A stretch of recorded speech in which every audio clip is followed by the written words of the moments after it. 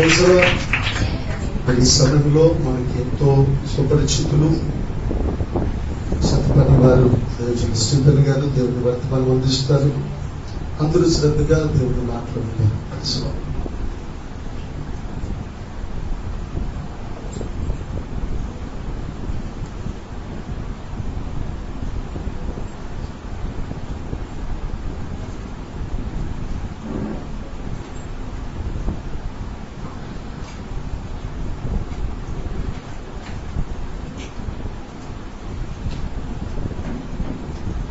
దేవుని పరిశుద్ధ నామమునకు మహిమ కలుగును గాక.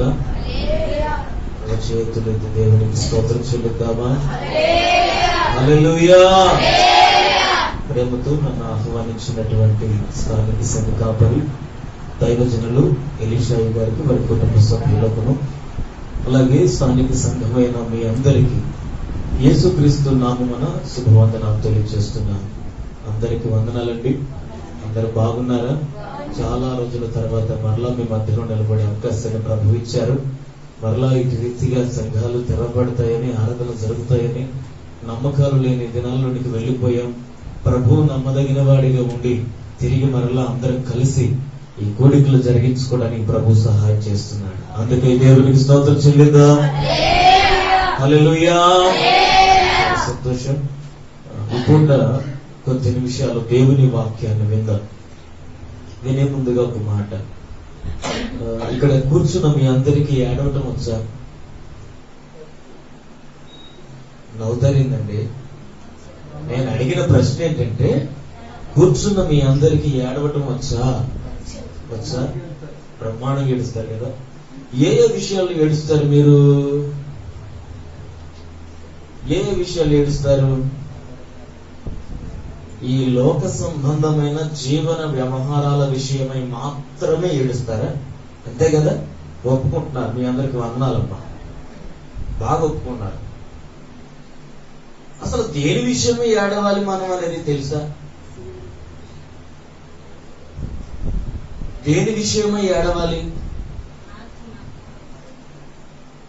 ఆత్మ సంబంధమైన ఆ విషయాల మీద మాత్రమే మనం ఏడవాలి. దానికి మాత్రమే ప్రయోజనం ఉంటుంది, ప్రతిఫలం దక్కుతుంది. లోక సంబంధమైన విషయాల గురించి నువ్వు ఏడిస్తే దేవుడు కూడా పట్టించుకోడు. దైవిక సంబంధంగా, ఆత్మ సంబంధంగా ఒక వ్యక్తి నశించిపోతున్నప్పుడు, లేకపోతే నీ జీవితం నాశన గొప్పనికి వెళ్ళిపోతున్నప్పుడు ఆత్మ సంబంధంగా నువ్వు ఏడ్చావంటే ఖచ్చితంగా ప్రభు దానికి సమాధానం ఇస్తాడు. ఆయన నీకు ప్రత్యక్షం అవుతాడు. హల్లెలూయా. అయితే ఈ పూట నేను వాక్యం చెప్పడానికి వచ్చానని మీరు అందరూ అనుకుంటున్నారు, కానీ నేను మిమ్మల్ని అందరూ ఏడిపించడానికి వచ్చాను. మీతో పాటు నేను ఏడుస్తాను. ఏడవడానికి రెడీగా ఉండండి. బయట ఉన్న లేదనుకున్నా మనకు అనవసరం. మందిరం సంఘమునకు వెలుపటి వారి ఎడలో మనం ఎలా ఉండాలంటే తెలివి కలిగి ఉండాలి. అయితే వారు మన గురించి ఏమనుకుంటున్నా అనవసరం, పక్కన పెట్టండి. ఈ పూట ఫుల్గా ప్రిపేర్ అయిపోండి. మన కళ్ళ నుండి కన్నీటి బిందులు దేవుని సన్నిధిలో రాంచబడును గాక. రెడీ అవుతున్నారా? ఎందుకు ఈ మాట చెప్తున్నాను, ఎందుకు ఏడిపిస్తాను, నేనెందుకు ఏడుస్తాను అని అంటే, రేపు మీరు తీసుకునేది ఏంటో తెలుసా? ప్రభు సంస్కార భోజనం. ఆయన శరీరాన్ని, ఆయన రక్తాన్ని మీరు రేపటి ఆదివారం తీసుకోబోతూ ఉండగా ముందు రోజున సిద్ధపడడానికి వచ్చి కూర్చున్నారు. సిద్ధపడడానికి వచ్చి కూర్చోవటం అంటే ఏంటి? ఏం సిద్ధపడతారు? దేనికోసం సిద్ధపడతారు? సిద్ధపడటం ఎలాగా అంటే, నేనంటాను కదా, మనం ఏంటో మర్చిపోయి దేవుడు ఎలా ఉండాలని కోరుకుంటున్నాడో అలా ఉండటానికి మనల్ని మనం కడుక్కోవటమే సిద్ధపడుకోవటం అంటే. హల్లెలూయా. ఇందులో నువ్వు ఉపవాసం ఉన్నా తప్పు లేదు, నీ పాపాలు ఒప్పుకొని పశ్చాత్తాపడుతున్నా తప్పు లేదు, లేకపోతే దేవుని దర్శనాలు పొందుకుంటా నిన్ను నువ్వు ఎలా సరి చేసుకోవాలి, ఏ మూల ఏ ప్రాంతంలో ఎక్కడ దాగి ఉన్న పాపం ఏ విధంగా అది పోవాలో అది తెలుసుకొని దానికి అడుక్కోవటం. మన కన్నులతో మన ఆత్మను శుద్ధి చేసుకుందుము గాక. దావీదు భక్తుడు, దేవుని బిడ్డలారా, ఆయన తప్పు చేసినప్పుడు, ఆయన జీవితంలో పాపం ఉన్నప్పుడు ఆయన చేసిన పని ఏంటో తెలుసా? ఏడ్చాడు. ఆయన 51వ కీర్తనను రాసిన సందర్భాన్ని మీకు జ్ఞాపకం చేస్తాను. ఆ భాగం అంతా మీరు చదివితే ఆయన ఏడుస్తూనే ప్రార్థన చేస్తాడు. ఆయన కన్నీళ్లతో దేవుణ్ణి కూడా హసనం చేసుకునేటువంటి శక్తిని పొందుకున్నాడు. అంటే ఏంటి దాని అర్థం అంటే, మన కన్నీళ్ల వలన, మన ఏడుపు వలన మన జీవితం ఆధ్యాత్మికంగా కడగబడుతుంది. హల్లెలూయా. అయితే ఈ పూట నేను చెప్పే అంశం ఏడుపు అయితే కాదు. మరి ఇదేంటి పాస్టర్ గారు ఏడుపు గురించి అన్నారు, ఏడవడం అన్నారు, వాక్యం అది కాదా అన్నారేమో. వచ్చిన దగ్గర నుంచి నేను మందిరంలో చివరి కూర్చున్నాను. ఎందుకో తెలీదు, పాస్టర్ గారు పాట పాడుతున్న ప్రతి పాటకి కూడా హృదయంలో ఏదో దుఃఖం కలుగుతుంది, ఏదో తెలియని వేదన. ఆఖరి పాట పాడుతున్నప్పుడు నా కళ్ళల్లో నీళ్లు ఆగలేదు. దేవునికి స్తోత్రం కలుగును గాక. హల్లెలూయా. ఎందుకు అనంటే ఆ పాటలోని అర్థం, దోషము లేనివాడు మన కొరకు దోషభరితుడిగా మార్చబడ్డాడే. ఆ ప్రభు మన మీద ఉంచిన ప్రేమ లాంటిది. ఆ ప్రేమ నాకు ఒక్కసారిగా గుర్తొచ్చిందండి. యేసు ప్రభు వారు నన్ను ప్రేమించాడు అని నేను చేతులెత్తి ఆయన స్తుతిస్తాను. నిన్ను యేసు ప్రభు వారు ప్రేమిస్తున్నాడని నువ్వు అనుకుంటే, అది నీకు అర్థమైతే ఒక్కసారి మనస్ఫూర్తిగా దేవుని స్తోత్రం చెప్పు. ఎంత ప్రేమించాడో తెలుసా నీ ప్రాణనాథుడు, నీ ప్రభు అయిన యేసయ్య తన ప్రాణాన్ని పెట్టునంతగా. ఏమంటే ప్రాణం పెడతాం అనేది రకరకాలుగా ఉంటది, కానీ మన ప్రభువు ప్రాణం పెట్టిన విధానం ఉంది. సృష్టిలో ఎవ్వడూ చేయలేని గొప్ప సాహస కార్యాన్ని చేశాడు. ఎందుకోసం తెలుసా? ఆ ప్రాణం పెట్టే పరిస్థితి నీకు రాకుండా ఉండాలని, నీ ప్రాణం పోకుండా ఉండాలని నా ప్రభు తన ప్రాణాన్ని సిలువలో పెట్టాడు. స్తోత్రం చెప్పండి. ఆ ప్రభువు ప్రాణం పెడుతున్న సందర్భం, పాట పాడుతున్నప్పుడు కళ్ళ ముందు కదలాడింది, నా కళ్ళలో నీళ్లు తిరుగుతున్నాయి. కారణం ఏంటంటే, నా బదులు నా ప్రాణ ప్రియుడు నా కోసం చచ్చిపోతున్నాడు. నీ ప్రభు నీ కోసం చనిపోతున్న విధానం ఒక్కసారి జ్ఞాపకం చేసుకో. ఎందుకు చనిపోయాడు నీ కోసం? ఆయన మనస్ఫూర్తిగా ఏడవడానికి రెడీ అవ్వండి అన్నాను. మనస్ఫూర్తిగా ఏడవడానికి రెడీ అవ్వండి. ఎందుకంటే ఎవరో చూస్తారని, నీ కన్నీళ్లకు ఒకరు చూడాలని ఏడవద్దు. దయచేసి అది వేషధారణ. ఏడుపు హృదయపూర్వకంగా, అది బద్దలైతేనే వస్తుంది. యేసు ప్రభు వారు చేసిన త్యాగం నీకు అర్థమైతే నీ హృదయం బద్దలవకుండా ఉండదు. ఆ ప్రభువు నీకోసం నా కోసం చేసిన త్యాగం ఉంది, అది కళ్ళారా ఇప్పటికీ నాకు కనబడుతూనే ఉంటుంది. ఏం చేశాడో తెలుసా? నా నోటితో నేను చేసిన పాపమునకు ఆయన నోటి మీద ఏం చేశాడో తెలుసా? నా చేతులతో నేను చేసిన పాపం పోగొట్టడానికి ఆ ప్రభు చేతులు ఏం చేయించుకున్నాడో తెలుసా? మానవుడిగా నా తలలో, నా బుర్రలో, నా మదిలో మెదులుతున్న ప్రతి పాపము ఆలోచనను పరిశుద్ధపరచడానికి ఆ ప్రభు తన తల మీద ఏం పెట్టుకున్నాడో తెలుసా?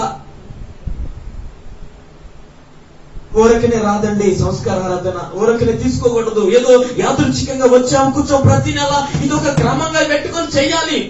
తీసుకోవాలి కాబట్టి కాదు, ఆ ప్రభు నా కోసం ఇది చేశాడు అని ఏడుపుతో, హృదయపూర్వకమైన సిద్ధపాటుతో, కృతజ్ఞత భావంతో, నా ప్రభు నా ప్రాణప్రియుడు నా కోసం ప్రాణం పెట్టాడు, ఆయన శరీరాన్ని నేను తినబోతున్నాను, ఆయన రక్తాన్ని నేను త్రాగబోతున్నాను అనేటువంటి ఒక ఆత్మీయ చింత నీలో ఉండాలి, ఆత్మీయ సంతోషం నీలో ఉండాలి. ఆ హృదయంలో ఆ భావం నీకు కలిగినప్పుడు ప్రభు నీకు సంపూర్ణతను కలుగజేయడానికి ఇష్టపడతాడు. హల్లెలూయా, హల్లెలూయా. దేవుని బిడ్డలారా, అపోస్తలులు పౌలు కొరింథీ సంఘంతో అంటారు కదా, మీరు దుఃఖపడుతున్నారా నా మాటలకి, ఏడుస్తున్నారా నా మాటలకి, నా మాటలు మిమ్మల్ని బాధ పెడుతున్నాయా, మీరు దుఃఖపడుతున్నారా? అయితే నాకు సంతోషం కలుగుతుంది. ఎందుకంటే నా మాటల వలన మీకు దుఃఖం కలిగితే ఆ దుఃఖము రక్షణార్థమైన మారు మనసు మీలో కలుగజేస్తుంది. అప్పుడు మీరు పరలోక రాజ్యమునకు వారసులు అవుతారు. ఇందుకు నాకు సంతోషమే గాని ఏమాత్రం దుఃఖం లేదు. ఎందుకంటే దైవ చిత్తానుసారమైన దుఃఖము రక్షణార్థమైన మారు మనసు కలుగజేస్తుంది. ఆ దుఃఖం మనకు కలగాలంటే కొన్ని గుచ్చే మాటలు మనకు తగలాలి. ప్రభువు మనతో అలాగూ మాట్లాడి నడిపించునుగాక. హల్లెలూయా, హల్లెలూయా. యేసు ప్రభు వారు నా కోసం ఎందుకు ప్రాణం పెట్టాడు అంటే, నన్ను ప్రేమించాడు గనుక. యేసు ప్రభు వారు నా కోసం ప్రాణం పెట్టాడు ఎందుకంటే నన్ను ప్రేమించాడు గనుక. దేవుడు తన ప్రేమ చేత నా కోసం చనిపోయాడు. ఈ లోకంలో నీ కోసం ఎవరన్నా చనిపోయారా? యేసు ప్రభు కాకుండా. నీ తప్పుల కోసం, నీ పాపాల కోసం, నీవు చేసుకున్నటువంటి ఆ చేతుల కష్టార్జితం ఉంటది, పాపపు మూట, దాన్ని పోగొట్టడం కోసం, కలంకాన్ని కడిగి పెట్టడం కోసం ఎవరైనా నీ కోసం చనిపోయారంటే, లోకంలో మానవాళి అందరి కొరకు చనిపోయింది కేవలం నజరేయుడైన యేసు మాత్రమే. హల్లెలూయా. లోకములో దేవుళ్ళని, దేవతలను చెప్పుకొని తిరిగిన వారు, యుగ పురుషులుగా పిలిపించుకున్న వారు అనేకులు ఉన్నారండి. కానీ మనిషి పాపం పోవటానికి పరిశుద్ధమైన రక్తాన్ని చిందించిన వాడు నా ప్రభువు, నా ప్రాణనాథుడు తప్ప మరొకరు లేరు. ఆ ప్రభు తప్ప మరొకరు లేరు. ఇప్పటికి కూడా ఎవరైనా ఉంటే ఇలాగ ప్రాణం పెట్టడానికి తెగించి ముందుకు కూడా రాలేరు. ఎందుకంటే అది క్రూరమైన పరిస్థితి, చాలా దారుణమైనటువంటి, చాలా భయంకరమైనటువంటి మరణం. అది తన రక్తాన్ని అంతటిని చిందించాడు.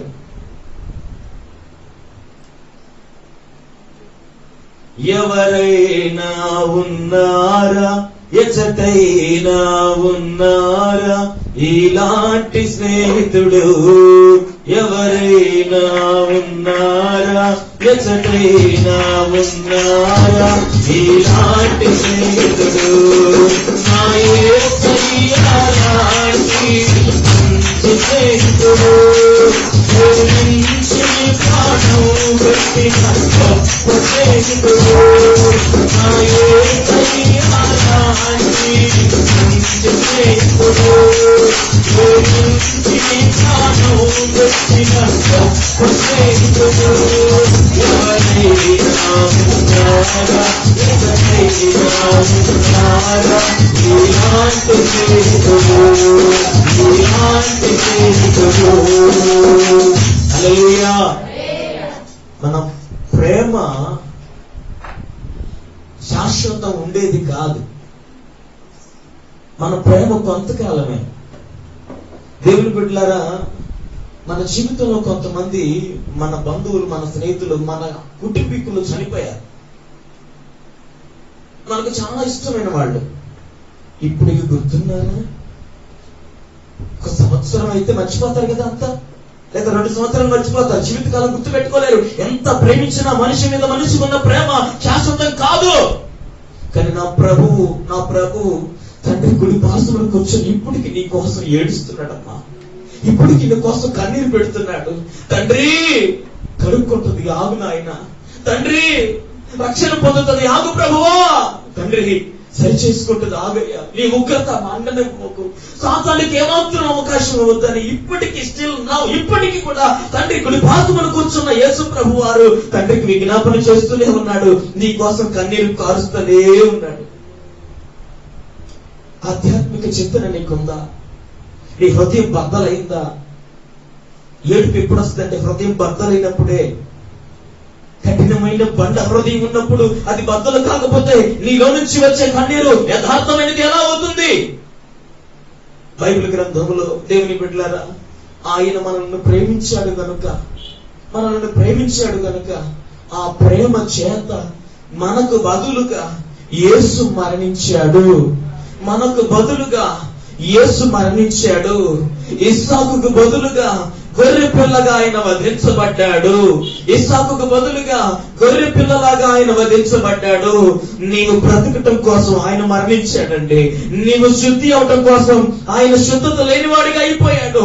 నువ్వు పాపిగా ఉండటం ఇష్టం లేక ఆయన పాపిగా మార్చబడ్డాడు.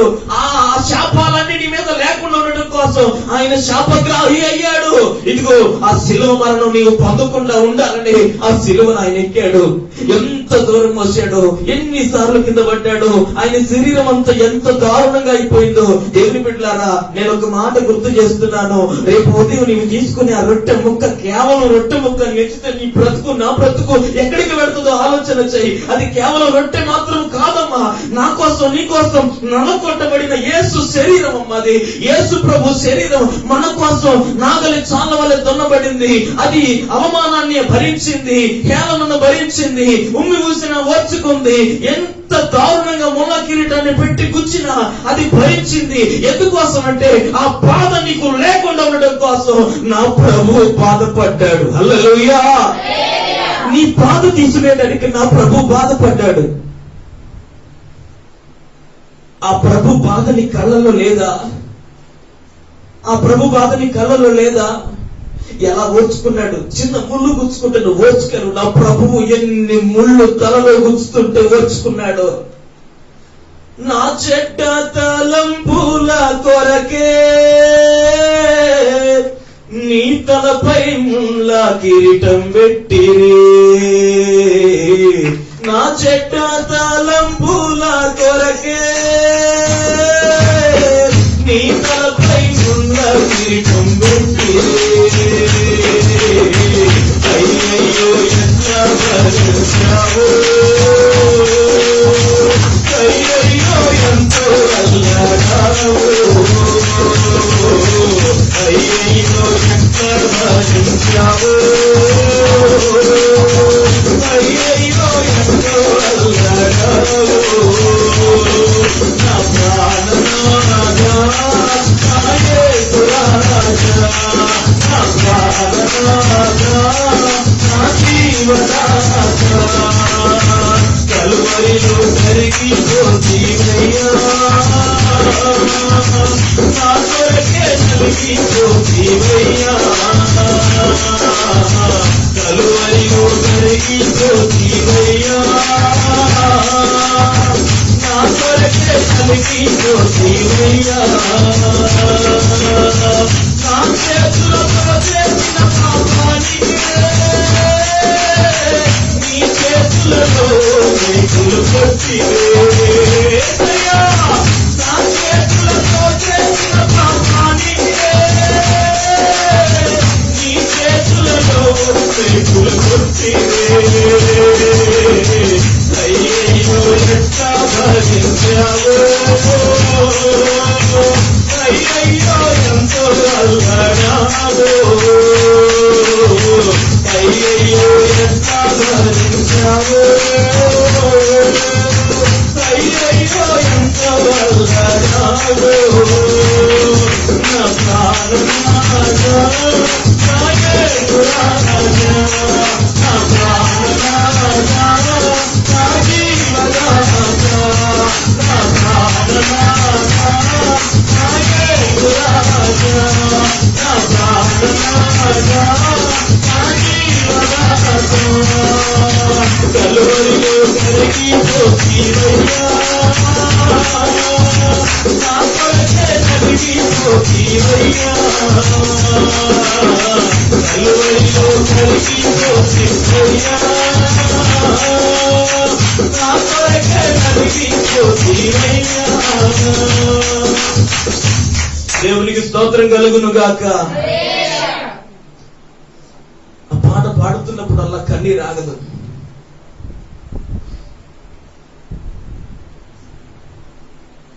మీ హృదయాల్లో ఏమన్నా కదలిక మొదలైందా?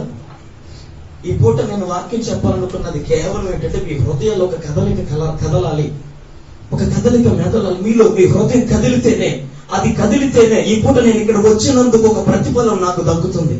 ఇక్కడ ఎవరి హృదయమైన కదలకపోతే నా పనికి ప్రతిఫలం దొరకదని నేను భావిస్తాను. కాబట్టి మీ హృదయాలు కదిలే విధంగా ఈ పూట వాక్యానికి మనల్ని మనం అప్పగించుకుందుము గాక. హల్లెలూయా. ఎంత ప్రేమమయుడు కదా మన దేవుడు. ఆ ప్రభు మనల్ని ప్రేమించాడు కదా. ఆయన మన దగ్గర నుంచి కోరుకునేదంటే తెలుసా, తిరిగి అదే ప్రేమ. యేసు ప్రభు వారు మనల్ని ఎలా ప్రేమించాడో మనం అలాగే ఆయన ప్రేమించాలి. అంటే యేసు మన కొరకు ప్రాణం పెట్టునంతగా ప్రేమించాడు గనుక మనము కూడా ప్రాణము పెట్టునంతగానే ప్రభువును ప్రేమించుదుము గాక. హల్లెలూయా, హల్లెలూయా. ఎవరికైనా ఈ మాట నచ్చకపోతే నేనేం చేసేది ఏం లేదండి. ప్రాణం పెట్టినంతగా ప్రభువుని ప్రేమించకపోతే నీ భక్తి నా భక్తి వ్యర్థమే.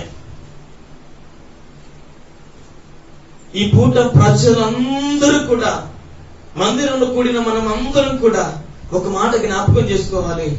యేసు ప్రభు వారు ఏమి ఆశించకుండా మనల్ని ప్రేమించాడు. ఎందుకంటే కేవలం తిరిగి మరలా మనం ఆయన్ని ప్రేమిస్తాం. ఏమి ఇవ్వక్కర్లేదండి, ప్రేమిస్తే చాలు. ఆయన ప్రేమించాలని కోరుకుంటున్నాడు. ఆ ప్రేమ ఎలా ఉండాలనో కూడా వాక్యంలో రాసి పెట్టాడు. యేసు ప్రభు వారు మనల్ని ఎలా ప్రేమించాడు, మనం ఆయన ఎలా ప్రేమించాలో కేవలం 3 విషయాలు మీకు జ్ఞాపకం చేసి ముగిస్తాను. బైబిల్ గ్రంథంలో దానికి మూలాధారమైన ఒక మాట చెప్పమని ఒక వ్యక్తి అడిగాడు.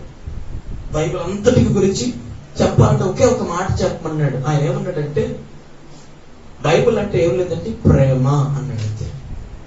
బైబిల్ అంటే ఏమన్నాడు? ఇంతేనండి, అంతకుమించి పెద్ద ఏం లేదన్నాడు. ప్రేమ. బైబిల్ అంటే ప్రేమ. ఎలా? ఏ వాక్యం ఆధారం? ఒకరోజు యేసు ప్రభు వారి దగ్గరికి కొంతమంది వచ్చి చాలా విషయాలు అడుగుతున్నారు.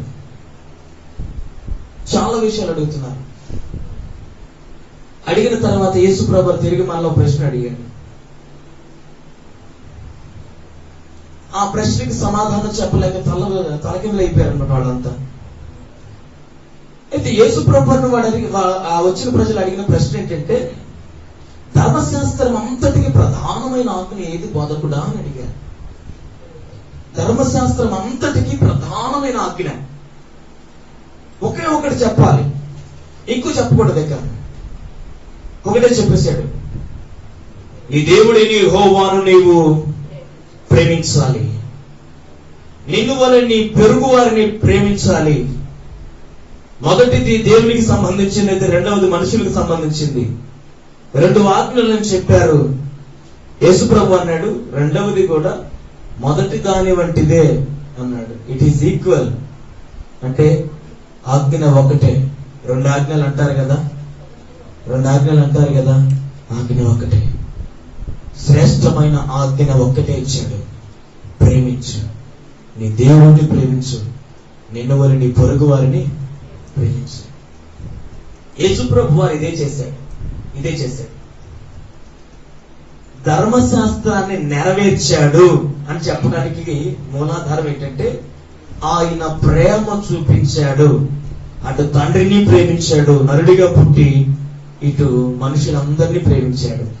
తండ్రికి చేయాల్సిన ఆ కార్యం చేసేసాడు, ఆయన పని ముగించేశాడు. మనుషులను ప్రేమించాడు కనుక వీళ్ళ దగ్గర చేయాల్సిన పని అంతా చేసేసాడు. ఇక అన్నాడు కదా సెలవులో, సమాప్తమైనది అన్నాడు. మొత్తం ముగించేశాడు. ధర్మశాస్త్రాన్ని, ఆజ్ఞలను నెరవేర్చడమే ప్రేమ అంటే. యోహాను తన మొదటి పత్రికలో చెప్పాడు కదా, ఏలానికి మనం ఆయన ప్రేమించు వారమైతే ఆయన ఆజ్ఞలు గైకొంటాం, ఆయన ఆజ్ఞల్లో భారమైనవి కాదు అని చెప్పాడు. నువ్వు దేవుని ప్రేమించే వ్యక్తి అయితే దేవుని ఆజ్ఞలు గైకొంటావు.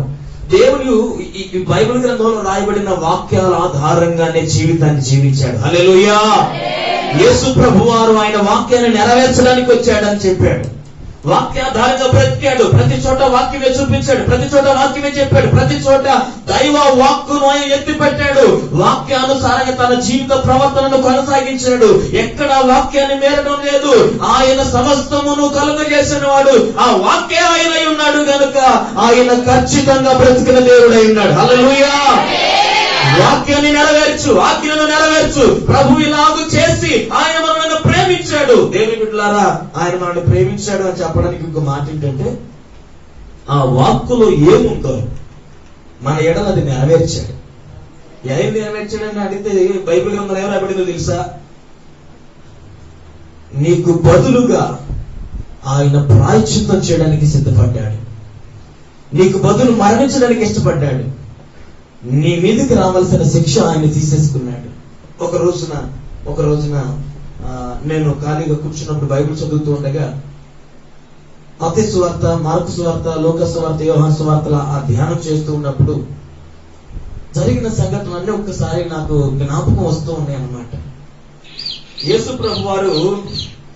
ప్రభు వారు బైబిల్ గ్రంథంలో ఆయన చేసినటువంటి బోధలన్నీ ముగించేసేసి ఎప్పుడైతే అప్పగించబడ్డాడో ఇక అప్పటి నుంచి ఆయన జీవితం అనేది చాలా గుర్తుండిపోయింది నాకు. ఏ పుస్తకం చదివినా సరే ఆ వాక్యాలు గుర్తొస్తూ ఉంటాయి. ఎక్కడ ఏం జరిగింది, ఏం జరిగింది, ముందు ఎక్కడికి వెళ్ళాడు, తర్వాత ఎక్కడికి వెళ్ళాడు, ఎలా చేశారు, ఏం చేశారు, ఎంత దారుణంగా హింసించారో ఆ వాక్యాలు చదువుతున్నప్పుడు నాకు అర్థమైంది. దేవుని బిడ్డలారా, ఆ వాక్యాలు చదువుతున్నప్పుడు నాకు అనిపించింది ఏంటో తెలుసా?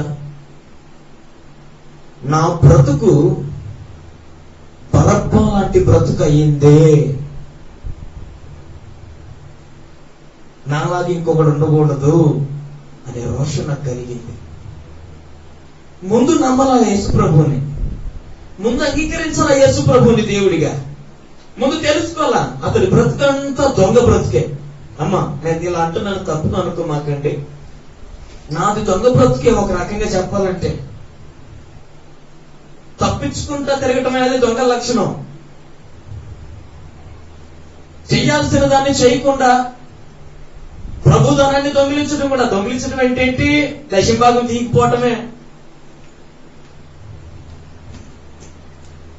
చాలా సందర్భాల్లో నాకు అనిపించింది, ఇదిగో నా జీవిత కాలం అంతా దేవుడి దగ్గర తప్పించుకుంటా తిరుగుతుంటా, ఆయన దగ్గరికి రాకుండా, ఆయన మాట వినకుండా, ఆయన చెప్పిన వాక్యాలలోంచి ఏదైనా తప్పించుకునే మార్గం ఉందేమో చూసుకుంటా, ఆయనను అంగీకరించకుండా, ఆయనను ఒప్పుకోకుండా, ఆయన ఏంటో తెలుసుకోకుండా నా బ్రతికంతా దొంగ బ్రతుకులా మార్చుకున్నానే. దశమ భాగం కూడా తీయకుండా దొంగలాగా బ్రతికేనే. ఏంటి నా బ్రతుకు? ఇప్పుడు ప్రభు ఏంటో తెలుసుకున్న తర్వాత, ఆయన ప్రేమ ఏంటో తెలుసుకున్న తర్వాత ఏమి లాభం? పోయినది తిరిగి రాదు కదా. 19 సంవత్సరాల పాటు నా జీవితం నా ఇష్టారాజ్యంగా అయిపోయింది. 19 సంవత్సరం 2014 సంవత్సరంలో నాకు 19 సంవత్సరాల వయసున్న ఆదినన్న దేవుని బిడ్డలారా, రక్షణ పొందడానికి ప్రభు నాకు అవకాశం ఇచ్చాడు. ఆ 19 సంవత్సరాలు పాపను గడిపానుగా. నా బ్రతుకు నాశనం చేసుకున్నాను కదా.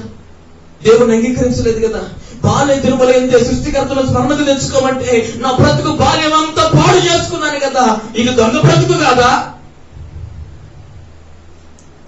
నీ జీవితం ఎంత పాడు చేసుకున్నావో ఆలోచించే. నీ బ్రతుకు ఎంత వయసు నాశనం చేసుకున్నావో ఆలోచించే. అది ఎప్పుడు తిరిగి రాదు. ఇప్పుడు ఏం చేయాలి? పరప్పలాగా నేను పాడు చేసుకున్నాను నా జీవితాన్ని. ఇప్పుడు తెలుసుకున్న తర్వాత యేసు నా కొరకు ప్రాణం పెట్టి నాకు బదులుగా నన్ను చెరలో నుండి విడిపించి నాకు బదులు ఆయన సిలువెక్కాడే. నాకు మరణ శిక్ష రావాల్సి ఉండగా నా మరణాన్ని ఆయన తీసుకున్నాడే. నా మేకులు నా చేతుల్లో కొట్టాలి, ఆయన చేతుల్లో కొట్టించుకున్నాడే. నా మీద పెట్టాల్సిన మొలకిరీటం ఆయన మీద పెట్టించుకున్నాడే. నా కాళ్ళకు కొట్టాల్సిన మేకులు ఆయన కాళ్ళకు కొట్టించుకున్నాడే. ఆయన సిలువను మోసుకుంటా, భారభరితమైనటువంటి ఆ సిలువను మోసుకుంటా, చెప్పులు కూడా లేకుండా ముళ్లలో, రాళ్ళలో, రప్పల్లో, ఎగుడు దిగుడు స్థలాలలో ఎన్నిసార్లు పడతా లెగుస్తా అది మీద పడుతున్నప్పుడు నలిగిపోయిన యేసయ్యను జ్ఞాపకం చేసుకున్నాను. నీ బ్రతుకులు ఎప్పుడైనా ఆయన్ని జ్ఞాపకం చేసుకున్నావా? ఎన్నిసార్లు నలగొట్టబడ్డాడు ఆయన గాయాలు ఒక్కొక్కరు ఎన్ని సార్లు రేపుతున్నా ఓర్చుకున్నాడు. నీ బ్రతుకు మార్చుకుంటావని, ఎప్పటికైనా తిరిగి వస్తావని ఎంత ఎదురు చూశాడు నా ప్రభువు. తండ్రి ఇంటి దగ్గర కూర్చొని తప్పిపోయిన కుమారుడు ఎప్పుడు వస్తాడా నా కొడుకు, ఎప్పుడు వస్తాడా నా కొడుకు, నా బిడ్డ నా దగ్గరికి ఎప్పుడు వస్తాడా, నా కుమార్తె నా దగ్గరికి ఎప్పుడు వస్తుందని ఆశతో ఎదురు చూసిన ఆ తండ్రి వలె నా యేసయ్య నీ కోసం ఎదురు చూస్తూ ఉన్నాడు. ఆయన విజ్ఞాపన చేస్తూ ఉన్నాడు. ఆయన నా కోసం ఇన్ని బాధలు అనుభవిస్తున్నాడు. నాకు రావాల్సిన ప్రతి కష్టాన్ని, నాకు చెందాల్సిన ప్రతి దెబ్బను, నాకు రావాల్సిన మరణ శిక్షను ఆయన పొందుకున్నాడే అని ఎంత ఏడ్చుకుంటూ పరిగెత్తాడో ఆ పరప్ప యేసు దగ్గరికి. యేసులాగా అదిగో మన జీవితంలో ఇంకొక వ్యక్తి కనపడడు కదా, ఏ వ్యక్తి కనపడడు కదా. ఆయన లాంటి త్యాగం ఎవరు చేయరు కదా. పరప్పలాగా పరిగెత్తుకుంటే యేసు దగ్గరకు రావాలి. అప్పుడు మన జీవితం దేవునికి మహిమకరంగా మార్చబడుతుంది. హల్లెలూయా, హల్లెలూయా. ఆయనలాగా పరిగెత్తే లక్షణం నీకుందా? ఎప్పుడు అదే అలవాట్లు, అదే ఆచార వ్యవహారాలు, పాత జీవితమే, పాత రోత జీవితమే, దాన్నే కొనసాగించుకుంటా ఎంతకాలం బ్రతకాలి? ప్రభువు ఒక దానికి పులి స్టాప్ పెట్టాలని ఆశపడ్డాడు. ఐగుప్తు శ్రమలను అందరితో ఆగిపోవాలి అని పులి స్టాప్ పెట్టాలని ఆశపడ్డాడండి. నీ జీవితంలో శ్రమలకు పులి స్టాప్ ఆయన పెట్టాలని ఇష్టపడుతున్నాడు. హల్లెలూయా. నువ్వు పడుతున్న దాస్యపు బ్రతుకు అందరితో పులి స్టాప్ పెట్టాలని ఆశపడ్డాడు. అందుకే ఆ దేశముల నుండి ఈ దేశానికి, అనగా ఐగుప్తు దేశం నుండి కనాను దేశానికి ఆయన ప్రేమించిన పిల్లల్ని రప్పించాడండి. హల్లెలూయా. ఒక మొక్కను తీసుకొని వచ్చి ఇంటి దగ్గర నాటుకున్నట్టుగా దాస్యపు గృహములో, బందీఖానాలో నానా హింసలు పెట్టబడుతూ, చంపబడుతూ, కొట్టబడుతూ, హింసించబడుతున్న ఆ దాస్యపు పాపము నీచమైన భ్రష్ట బ్రతుకుల నుండి మనల్ని తీసుకొచ్చి శ్రేష్టమైన మంచి భూమిలో ద్రాక్షవల్లి వలె నిన్ను నన్ను నాటాడే. ఆ ప్రభుని మర్చిపోతావా? ఆ ప్రభుని విలువ లేకుండా చూస్తావా? ఇష్టారాజ్యంగా మాట్లాడతావా? నీ జీవితంలో ఆయన ఎన్ని కార్యాలు చేశాడు, నా జీవితంలో ఎన్ని కార్యాలు చేశాడు మర్చిపోయి ఇష్టారాజ్యంగా ప్రభుని మాట్లాడొచ్చా? ఎందుకు ఇలా బ్రతుకుతున్నావు అర్థం కాని బ్రతుకుతున్నా. ప్రభు చెప్తున్న మాట ఏంటో తెలుసా? నేను వాక్యాన్ని నెరవేర్చి ముగించాను, ఆజ్ఞను నెరవేర్చాను, నేను నిన్ను ప్రేమించాను కనుక నేను ధర్మశాస్త్రమును గైకొన్న వాడనయ్యాను, ఆజ్ఞలు నెరవేర్చిన వాడనయ్యాను. నీవు ప్రభువును అలా ప్రేమించగలవా? ఆ ప్రభు ప్రేమను నువ్వు చూపగలవా? దేవుని బిడ్డలారా, యేసు ప్రభు వారి శిష్యుడైనటువంటి ఆ అపోస్తలుడైన పౌలు గారు ఒక మాట అన్నాడంటే, యేసు ప్రభు వారి సిలువలో పొందిన గాయాలు, దెబ్బలు, ఆయన పొందిన హింసలన్నింటిలో కూడా ఏదైనా బ్యాలెన్స్ మిగిలింటే, ఆయన ఇంకా మనుషులందరి కోసం ఏమైనా పొందాల్సిన శ్రమలు మిగిలింటే ఆ శ్రమలన్నీ నా ఒంటి మీద వేసుకోవడానికి ఇష్టపడుతున్నా. నా బ్రతుకు నాశనం అయిపోయిన పర్వాలా, ఇశ్రాయేల్ ప్రజలందరూ రక్షణ పొందాలి, అన్ని జనులందరూ రక్షణ పొందాలి, నా వాళ్ళందరూ దేవుని బిడ్డలైపోవాలి, నేను క్రీస్తుకు వేరే శాపగ్రస్తుని అవడానికైనా ఇష్టపడతాను, వీళ్ళందరూ రక్షణ పొందుతానంటే అనే మాట పౌలు గారు చెప్పాడు. దేవుని బిడ్డలారా, ఆ పౌలు చెప్తున్న మాటలు ఒక్కసారి జ్ఞాపకం చేసుకో. ఆయన అంటాడు, నేను క్రీస్తు శ్రమలలో సమాన అనుభవం కలిగిన వాడనై ఉంటాను అని అంటున్నాడు. ఆయన క్రీస్తును ప్రేమించడం అలాగా వాక్యాన్ని నెరవేర్చి ప్రేమించాడు. మరి నీవు అలా ప్రేమించగలవా యేసయ్యని? వాక్యాన్ని నెరవేర్చగలవా? ధర్మశాస్త్రములకు ప్రధానమైన ఆజ్ఞ ప్రేమ కదా, అది నీ దగ్గర ఉందా? యేసు నీ దగ్గర ఎతికేది ఏంటో తెలుసా? ప్రేమే. నీలో ప్రేమ లేకపోతే ఎందుకు? మోకుడు కంచును కనకనాడు కంచులాగా నువ్వు అయిపోతావు, ఉపయోగం లేదు, నిరుపయోగంగా పడాల్సిందే. నీ దగ్గర తలాంతులు, వరాలు, అభిషేకాలు ఏదున్నా సరే నీలో ప్రేమ లేకపోతే నువ్వు. యేసు ప్రభు నీ దగ్గర చూస్తుంది, అది ప్రేమ ఉందా? ప్రేమతో నా బిడ్డ నా దగ్గరకు వస్తుందా? వేషధారణతో వస్తుందా అని అడుగుతున్నాడు ఈ పూట. నువ్వు దేవుని ప్రేమించే వ్యక్తివైతే, దేవుని ప్రేమించే అనుభవం నీలో ఉంటే, దేవుని ప్రేమ నీలో నీకు వస్తే నిశ్చయముగా నువ్వు ఆయన ఆజ్ఞలు గైకొంటావు, ఆయన ఆజ్ఞల అనుసరంగా నువ్వు నడుస్తావు. వాక్యంలో రాయబడిన మాట జ్ఞాపకం చేస్తున్నాను. యోహాను తన మొదటి పత్రికలో చెప్పిన మాట, ఆయన ప్రేమించాలంటే ఆయన ఆజ్ఞలు గైకొనాలి. ఆయన ఆజ్ఞలు గైకొనకపోతే ఏం జరుగుతుంది? వాక్యము నెరవేర్చబడకపోవటం వలన దాన్ని అతిక్రమించిన వారమై, పాపం చేసిన వారమై తిరిగి మరలా నీకోసం నా కోసం ఆయన పొందిన దెబ్బలని ఇంకా ఎక్కువగా రేపి గాయాలలో వేళ్లు పెట్టి ఇంకా గాయాలు రెచ్చగొట్టి మన పాపాల వలన గాయాలు మాన్చట్లేదు గాని దాన్ని ఎక్కువగానే చేస్తున్నాం. తద్వారా నీకు నాకు మేలు కలుగుతుందంటే అస్సలు నేను ఒప్పుకోను. అది మన జీవితంలో కీడవచ్చేమో, జాగ్రత్త. యేసు గాయాలను రేపే ఆ అనుభవాన్ని మానేద్దాం. దేవుని బిడ్డలారా, యేసు ప్రభు దగ్గరకు వచ్చినటువంటి ఆ ధర్మశాస్త్రోపదేశకులకు, యాజకులకు ఆయన చెప్పిన మాట ఒకసారి బైబిల్ గ్రంథంలో చదువుదాం. మత్తయి సువార్త 22వ అధ్యాయం 35వ వచనం నుంచి ఒక మాట.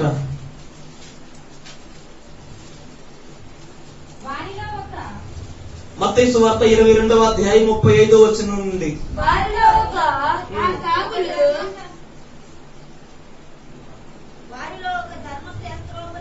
వారిలో ఒక ధర్మశాస్త్రోపదేశకుడు ఆయనను శోధించుచు, బోధకుడా, ధర్మశాస్త్రములో ముఖ్యమైన ఆజ్ఞ ఏది అడిగాను. అందుకైన నీ పూర్ణ హృదయంతోను, నీ పూర్ణ ఆత్మతోను, నీ పూర్ణ మనస్సుతోను నీ దేవుడైన ప్రభువును మాత్రమే నువ్వు ప్రేమించాలి. ఇది ముఖ్యమైనది మొదటిదియునైన ఆజ్ఞ. నిన్ను వలె నీ పొరుగు వారిని ప్రేమించవలను. రెండవ ఆజ్ఞయు మొదటి దాని వంటిదే ఈ ఆజ్ఞ కూడా అని చెప్పబడటం జరిగింది.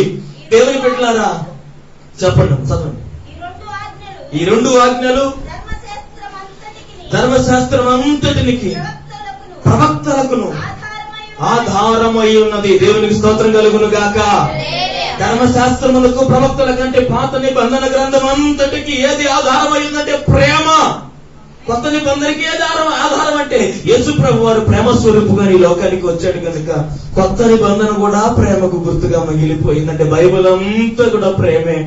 వాక్యాన్ని నెరవేర్చేవో నా చెల్లి తల్లి అమ్మా అయ్యా, ప్రేమ చూపించండి దేవుని మీద. యేసుప్రభు వారికి ప్రేమ చూపించవాలంటే చాలా ఇష్టం, చాలా ఇష్టం. యేసుప్రభు సిలువ మోసుకుంటా, ఆ దెబ్బలు తింటా, నరక యాతన పెట్టబడుతూ సిలువ మోసుకుని పోతా ఉన్న సందర్భంలో కొంతమంది స్త్రీలట ఆయన చూసి, అయ్యో యేసు నజరేయుడా, ఈ గత నీకు పట్టిందే అని ఏడుస్తున్నారు. అయ్యో అంటున్నారు. వాళ్ళ వైపు చూసి, అమ్మా నా కోసం కాదు, ఈ పూట నీ ఏడుపు నీ కుటుంబం కోసం, నీ జీవితం ఆధ్యాత్మిక కట్టబట్టం కోసమే. అందుకు ఏడవాలి. నీ బ్రతుకంతా కూడా దేనికోసం ఏడవాలో తెలుసా? నా కుటుంబం రక్షణ పొందాలి, నా బిడ్డల రక్షణ పొందాలి, నేను రక్షణ పొందాలి, పరలోక రాజ్యంలో కనపడాలి. అదే నీ చింత, నీ దుఃఖం అయి ఉండాలి. అదే నీ ఏడుపై ఉండాలి. ఈ లోకంలో నాకు బట్టలు లేవని ఏడవకూడదు, ఈ లోకంలో నాకు కారు లేదని ఏడవకూడదు, ఈ లోకంలో నన్ను ఎవరు పట్టించుకోవట్లేదు. ఆప్తాలు ఎవరండి పట్టించుకునేది ఈ రోజుల్లో? మనల్ని వస్తుంది కాదు, అది వచ్చి అట్టుకుంటే ఎవరన్నా దగ్గర కూడా వస్తున్నాడా? ఎంత దరిద్రమైన స్థితిలోనికి వెళ్ళిపోయామో తెలుసా? ఎవడు పట్టించుకునే పరిస్థితులు లేవండి ఇప్పుడు. నన్ను ప్రేమించిన నా యేసయ్య నన్ను పట్టించుకుంటాడు, నన్ను ప్రేమించిన నా ప్రభు నన్ను పట్టించుకుంటాడు. ఎవడు వదిలేసిన నా ప్రభు నన్ను విడిచిపెట్టాడు. ఆయనను విడిచిపెట్టే దేవుడు కాదు. ఆ ప్రభు మనకున్నాడు. ఆ ప్రభువును మనం ప్రేమించాలి. నీ ప్రేమ ఎవరి మీద ఉంది? నీ తల్లి మీద ఉందా? నీ తండ్రి మీద ఉందా? తమ్ముడి మీద ఉందా? అక్క మీద ఉందా? చెల్లి మీద ఉందా? లేకపోతే నీ భర్త మీద ఉందా? నీ సంతానం మీద ఉందా? ఎవరి మీద ఉందా నీ ప్రేమ? ఆ ప్రభు మీద పెడితేనే అది శాశ్వతమైన ప్రేమగా నిలబడిపోతుంది. హల్లెలూయా. ఇది ప్రాణం ఉన్నంత వరకే. ప్రాణం పోయే పరిస్థితి ఏంటి? నా ప్రభు సజీవుడు కనుక ఆయన ప్రేమించిన వాడి జీవితంలో ప్రేమ శాశ్వతంగా నిలిచిపోతుంది. ఆ ప్రభు పరలోక రాజ్యము నుండి మన దగ్గర నుంచి ప్రేమను పొంది సంతోషించి ప్రేమించిన మన కోసం ఏదైనా చేయగలుగుతాడు. హల్లెలూయా. అతడు నన్ను ప్రేమించుచున్నాడు కనుక నేను అతన్ని తప్పిస్తాడు. నువ్వు దేవుని ప్రేమించాలమ్మా. దేవుని ప్రేమించు వారికి, అనగా ఆయన సంకల్పం చొప్పున పిలువబడిన వారికి మేలు కలుగుటకై సమస్తమును సమకూర్చి ఆయన జరిగిస్తాడు అని రాయబడింది. దేవుని బిడ్డలారా, నువ్వు ఆయన ప్రేమించాలి. ఆ ప్రభు ప్రేమను రుచి చూసిన వాడు ఎవడైనా సరే ఆయన ప్రేమించకుండా ఉండలేడమ్మా. కానీ ఏమవుతుందంటే ప్రారంభ దినాల్లో బాగుంటుంది, ప్రారంభ దినాల్లో బాగుంటుంది. కొన్ని సంవత్సరాలు గడిచిన తర్వాత ఏమవుతుందంటే ప్రేమ చల్లారిపోతుంది. సంగమా, నీ మీద నేను తప్పు ఒకటి మోపవలసి ఉన్నది. ప్రకటన గ్రంథం 2వ అధ్యాయం 4-5 వచనాలు చదివితే అక్కడ ఉంటుంది. ప్రకటన గ్రంథం 2వ అధ్యాయం. అయినను మొదట నీకుండిన ప్రేమను నీవు వదిలేసావమ్మా. చాలు. ఆయన తప్పు మోపుతున్నాడు. పూట నా మీద తప్పు మోపుతున్నాడే, నీ మీద కూడా మోపుతాడేమో. ఇలా అనుకో. ఒకవేళ మొదట నాకుండిన ప్రేమ పోతే నా ప్రభు నన్ను ఏం చేస్తాడో తెలుసా? నా దగ్గరకు వస్తాడు, నా దీపస్తంభాన్ని నా దగ్గర నుంచి నా బ్రతుకు చీకటమైపోతేమోననే భయం మనలో ఉంటే ప్రభుని చక్కగా ప్రేమిస్తామమ్మా. భయం లేని బ్రతుకులైపోయి ఎట్టబడుతుంటే బ్రతుకుతున్నాం కాబట్టి ప్రభుని ప్రేమించలేకపోతున్నాం. యేసయ్య అంటున్నాడు కదా, నీ మీద తప్పు ఒకటి మోపుతున్నాను. రక్షణ పొందినప్పుడు నన్ను ఎంత ప్రేమించావో నీ ప్రేమలో లోపం కనపడుతుందమ్మా. నీ ప్రేమలో లోపం కనపడుతుంది. ఇప్పుడు ఆ ప్రేమ కనపడతలేదు. నీ బ్రతుకులో నా మీద నీవు చూపించిన ఆ ప్రేమ ఏమైపోయింది? తొలి దినాల్లో ఎంత ప్రేమించావో ఇప్పుడు ఏమైపోయింది ఆ ప్రేమ? మొదట నీకుండిన ప్రేమను వదిలిపెట్టేశావు, ప్రభువుని తీసుకెళ్లి బయట పెట్టేశావు, తలుపులేసేసావు. మన బ్రతుకు ఎందుకు అయిపోయింది? సంగమా, ఈ పూట దేవుని వాక్యాన్ని అర్థం చేసుకోండి. ఇదిగో నీకు మొదట ఉండిన ప్రేమ ఇప్పుడు లేదని ఈ వాక్యం మనతో మాట్లాడుతుంది. మొదట ఉండిన ప్రేమ మనలో ఏమైపోయిందంటే చేతులారా మనమే వదిలేశాం. యేసు ప్రభు అంటాడు, మొదట నీకుండిన నీ వైవాహ ప్రేమను నేను జ్ఞాపకం చేసుకుంటున్నాను అంటాడు. యేసుతో వివాహానికి సిద్ధపడుతున్న వధువు సంగమా, ఆయన శరీరాన్ని తిని ఆయన రక్తాన్ని త్రాగే ఓ సంగమా, నీకుండిన ప్రేమ విడిచిపెట్టావేమో ఒక్కసారి ఆలోచన చేసుకో, ఒకసారి పరిశీలన చేసుకో. ప్రేమ లేని వారమైతే వ్యర్థుల పనికిరాని వారం అండి.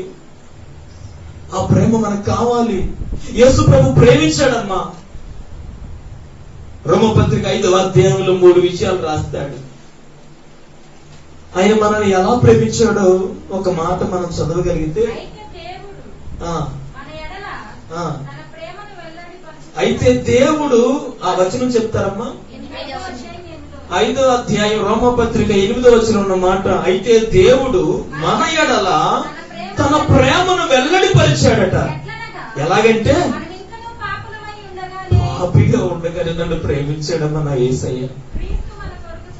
నేను పాపిగా ఉన్నప్పుడే నన్ను ప్రేమించాడు. అమ్మా, నేను పాపిగా ఉన్నప్పుడు నన్ను ప్రేమించాడు. నువ్వు పరిశుద్ధంగా ఉన్నప్పుడు ప్రేమించాడు నిన్ను. అన్ని నీతి కార్యాలు చేస్తుంటే ప్రేమించాడు నిన్ను. మనుషులందరూ పాపులుగా ఉన్నప్పుడే ఆయన మనల్ని ప్రేమించాడే. ఎంత మంచి ప్రేమామయుడు మన ప్రభువు.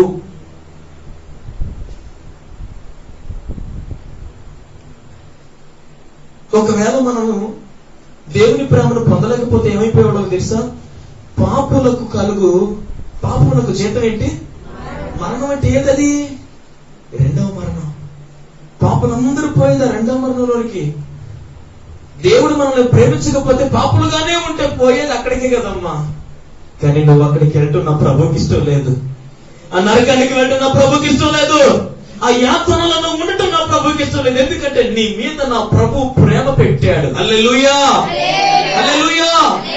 ప్రభు ప్రేమించిన వాడై, ఆయన మన ఎడల తన ప్రేమను వెల్లడి చేసిన వాడై, పాపులుగా బ్రతుకుతుండగానే ఆయన మనల్ని ప్రేమించాడమ్మా. కింద అలాగే ఇంకో 2 విషయాలు ఉంటాయి. మనము బలహీనులమై ఉండగానే, శత్రువులమై ఉండగానే 2 వాక్యాలు కనపడతాయి అక్కడ. ఎలాగనగా మనం ఇంకా బలహీనులమై ఉండగా యుక్త కాలమున భక్తిహీనుల కొరకు చనిపోయాను. అంటే ఇప్పుడు ఆ యేసయ్య మన కోసం చనిపోయేట మనం భక్తి పరులమా భక్తిహీనులమా? ఖచ్చితంగా భక్తిహీనులమే. సరైన భక్తి మనలో ఉందా? దేవుని సన్నిధిలో సరి అయిన భక్తి మనం చేయగలుగుతున్నామా? భక్తి చేసే జీవితంలో మనం కరెక్ట్ గానే ఉన్నామా? లోపం లేని వారిగానే ఉన్నామా? పరిపూర్ణతలుగా మనం చక్కగా భక్తి చేస్తున్నామా? భక్తి అంటే ఏది? ఇహలోక మాలిన్యాన్ని నీకు అంటించుకోకుండా ఉన్నట్టు, లోకంలో బెదవరంటారు, పేదలు అనాథలను ఆదుకోవటం చేసావా? ఇహలోక మాలిన్యాన్ని ఎన్నిసార్లు ఈ దేహానికి అంటించుకున్నామో, పరిశుద్ధమైనటువంటి సిలువలో కాచిన ఆయన పవిత్రమైన రక్తం చేత ఈ దేహాన్ని నిలువెల్లా శుభ్రంగా కడిగి పెడితే మరలా తీసుకెళ్లి ఏం చేస్తున్నాం అంటే లోక మాలిన్యాన్ని అంటించుకుంటున్నాం. ఆ జంతువు ఉంటది, శుభ్రంగా తీసుకొచ్చి నీట్గా కడుగుతాడండి. దానికి ఆశేవాడు ఎంత నీట్ కడుగుతాడంటే దాని రంగు, ఒరిజినల్ రంగు బయటపడే విధంగా చాలా చక్కగా నీట్గా కడుగుతాడు. కడగబడిన దాన్ని వదిలిపెడితే అది ఎక్కడికి వెళ్తుందో తెలుసా? మరలా మన బ్రతుకులు అలా ఉన్నాయా? ఉంటే ఉపయోగం ఏముంది? మన భక్తి అలా ఉందా? ఉంటే ఉపయోగం ఏముంది? రక్షణ పొందక ముందు ఎటువంటి పాప కార్యాలు చేశావో, రక్షణ పొందినాక కూడా అదే పాప కార్యాలు చేస్తావంటే మన బ్రతుకు అది కాదా? కక్కిన కూటికి ఆశపడే కుక్క కూడా ఒక ఉదాహరణగా బైబిల్ గ్రంథంలో రాశాడు దేవుడు. ఏదైతే దేవుళ్ళకి వచ్చి ఇది నాకు వద్దు ఇక విసర్జించావో, కక్కేశావో, దాని జోలికి వెళ్ళిపోతే మన బ్రతుకేంటి? దీనికి దానికి పరలోకంలో స్థానం లేదన్నాడు దేవుడు. హల్లెలూయా. మన బ్రతుకు అలాంటిది కాకుండా ప్రభు సహాయం చేయును గాక. భక్తి పరులుగా దేవునికి ఇష్టలుగా మార్చును గాక. దేవునికి ఇష్టలుగా ఆయన ప్రేమించే వారిగా ఉందుము గాక. దేవుని బిడ్డలారా, వాక్యాన్ని అర్థం చేసుకోండమ్మా. కింద ఆ రోమ పత్రికలో మరొక మాట రాయబడి ఉంది, మనం శత్రువులమై ఉండగానే ఆయన మన కొరకు రక్షణ కలగటం కోసం మరణించాడని రాయబడి ఉంది. ఎలాగనగా శత్రువులమై ఉండగా ఆయన కుమారుణ్ణి మరణము ద్వారా మనము దేవునితో సమాధానపరచబడిన ఎడల సమాధానపరచబడిన వారమై ఆయన జీవించుట చేత మరి నిశ్చయముగా జీవించుదుము. దేవుని బిడ్డలారా, శత్రువులం అంట, సిలువకు శత్రువులం. దేవుని బిడ్డలారా, పౌలు భక్తుడు కూడా ఒకప్పుడు సిలువకు శత్రువుగానే ఉన్నాడు. యేసుకు శత్రువుగానే తిరిగాడండి. ఎంత దారుణంగా తిరిగాడో, ఎంత మందిని చంపాడో, ఎంత మంది ఆడపిల్లల్ని చంపాడు, చిన్నపిల్లల్ని చంపాడు, మగవాళ్ళని, ముసలివాళ్ళని కనికరం లేకుండా ప్రార్థన చేసుకుని ప్రతి వాణ్ణి చంపడానికి వెళ్ళాడండి పౌలు భక్తుడు. శత్రువు కదా, చంపాలిగా దేవుడు? లేదండి, శత్రువులు ప్రేమించే గుణం ఉన్న యేసయ్యది. హల్లెలూయా. మత్తయి సువార్తలో అందుకే యేసు ప్రభు చెప్పాడు, నీ శత్రువు కొరకు నువ్వు ప్రార్థన చేయాలి, నీ శత్రువు నువ్వు క్షమించాలి. నీవు నిలబడి చేతులెత్తి ప్రార్థన చేయనప్పుడల్లా నీ ఎడల అపరాధం చేసిన వారిని, నీ శత్రువును నువ్వు దేవుని సన్నిధిలో క్షమించాలి అని చెప్పాడు. అందుకే సిలువకు శత్రువుగా ఉన్న పౌలు గారిని మార్చి సిలువ మోసుకొని పోయేవాడిగా చేశాడు. హల్లెలూయా. శత్రువులమై ఉండగా మన కొరకు ఆయన ప్రాణం పెట్టాడమ్మా. ఎంతో దారుణమైన పరిస్థితితో, ఎంత దారుణంగా బ్రతుకుతున్న మన జీవితాన్ని మార్చాడే ఆ ప్రభు. దేనివల్ల అంటే కేవలం వాక్యం, ఆజ్ఞను నెరవేర్చాలని, ఆజ్ఞానుసారంగా నడుచుకోవాలి, ధర్మశాస్త్రం అంతటి నెరవేర్చాలి, ప్రేమను కనపరచాలి, నా ప్రేమ ప్రజలకు వెల్లడి అవ్వాలి అని. ఇప్పుడు నీ ప్రేమను నువ్వు వెల్లడి చేయాలి. నీ ప్రేమను నువ్వు వెల్లడి చేసేది ఎలాగో తెలుసా? వాక్యాధారంగానే. ఆయన ఆజ్ఞలను నువ్వు గైకొనాలి, ఆయన ఆజ్ఞలను నువ్వు పాటించాలి, వాక్యానుసారమైన బ్రతుకు లోనికి వచ్చేయాలి, శ్రేష్టమైన భక్తి చేయాలి. రెండవదిగా తిమోతికి రాసినటువంటి మొదటి పత్రిక 1వ అధ్యాయం 5వ వచనాన్ని చదువుదాం. తిమోతికి రాసిన మొదటి పత్రిక 1వ అధ్యాయం 5వ వచనం. ఉపదేశానుసారమేదనగా పవిత్ర హృదయము నుండి మంచి మనస్సాక్షి నుండి నిష్కపటమైన విశ్వాసము నుండి కలుగు ప్రేమయే. ఇక్కడ కూడా ప్రేమే కనపడుతుంది. ఉపదేశం యొక్క సారం ప్రేమట, ధర్మశాస్త్రం యొక్క సారం ప్రేమట. ఇప్పుడు రెండవదిగా మనం ధ్యానం చేస్తున్న ఈ వాక్యం ఉంది చూశారు, పౌలు భక్తుడు తిమోతికి రాశాడు. తిమోతి, ప్రేమ ఎలా రావాలో తెలుసా? ఏ విధంగా ఉండాలో తెలుసా? ఉపదేశం చెప్తుంది, దాని సారం అంతా 3 వాక్యాల్లో పెట్టాడు, 3 మాటల్లో. ఫస్ట్ గా ఏం చెప్పాడు అక్కడ? పవిత్రమైన హృదయం నుండి ప్రేమ అనేది కలగాలి. పవిత్రమైన హృదయం. దేవుని బిడ్డలారా, భ్రష్ట హృదయాల నుంచి పడుతున్న ఈ మధ్య కాలంలో చాలా ప్రేమలు, పనికిరాని హృదయాలు, అపవిత్రమైనటువంటి ప్రేమలు రకరకాలుగా ఉన్నాయంటే, ప్రేమ అనేది పవిత్ర హృదయం నుండి పుట్టాలి. అంటే ఆ ప్రేమ కలిగిన వాడు ఎక్కడున్నా పవిత్రంగానే బ్రతుకుతాడు. హల్లెలూయా. నా ప్రభు జీవిత కాలంలో ఒక్క ఆడమనిషి వైపు కూడా కన్నెత్తి చూడలేదండి. శరీరాశను చంపి పెట్టిన వాళ్ళలో నంబర్ 1 ప్లేస్ యేసు ప్రభుకి ఇచ్చేస్తారు. మోహపు చూపు గాని, వేరే చూపు గాని, దేవుని బిడ్డలారా, ఏ విధమైన చెడు చూపు యేసు చూపులో ఎక్కడ కనపడలా. అందరూ కూడా ఆయన కళ్ళలో చూసినప్పుడు ఆయన దయగల చూపులు మాత్రమే కనపడుతున్నాయి. యేసు ఎవరి వైపు చూసినా, దేవుని బిడ్డలారా, ఎంత మంచి దేవుడు మన ప్రభువు. ఆయన ఎక్కడున్నా సరే ఎవరినైనా, ఒంటరిగా ఉన్న ఆడవాళ్ళను కూడా గెలిచాడుగా యేసు ప్రభు వారు. యాకోబు బావికాడ గెలిచాడు, ఇంకో చోట గెలిచాడు. ఎక్కడ గెలిచినా సరే, స్త్రీలు కలిసిన చోట, లేకపోతే ఇంకా ఎవరైనా సరే, వేశ్యలు కూడా ఉన్నారు, అందరూ వెళ్ళిపోయారు, వేశ్యత మిగిలిపోయింది. ఎక్కడున్నా సరే అందరికి కూడా యేసు ప్రభు ఇచ్చిన గొప్ప స్థానం ఏంటో తెలుసా? అమ్మా అనే పిలుపే. దేవునికి స్తోత్రం. పవిత్రమైన నోటి వెంట వచ్చే పదం అది. నా ప్రభు ప్రేమలో పవిత్రత ఉంది, ఆయన హృదయం పవిత్రంగా ఉంది. ఈ లోకంలో ప్రేమలను చెప్పుకుని తిరిగే వారి హృదయం పవిత్రంగా ఉందో లేదో నేను చెప్పలేను, కానీ నా ప్రభుది 100% పవిత్రమైన హృదయం నుండి పుట్టిన ప్రేమ కనుక ఏది ఆశించకుండా చచ్చిపోవడానికి ఇష్టపడిందండి. హల్లెలూయా, హల్లెలూయా. ఈ పాట కావాలి, ఎవరైనా ఇస్తారా?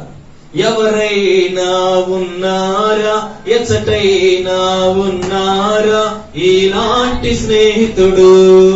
ఎవరైనా ఉన్నారా, ఎచ్చటైనా ఉన్నారా ఇలాంటి స్నేహితుడు? నా యేసయ్యా లాంటి స్నేహితుడు,